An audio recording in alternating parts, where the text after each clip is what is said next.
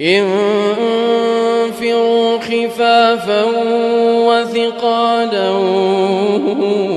وجاهدوا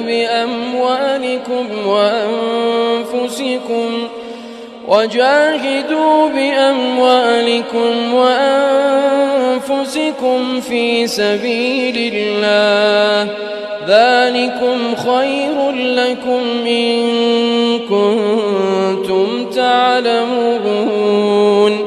لو كان عرضا قريبا وسفرا قاصدا لاتبعوك،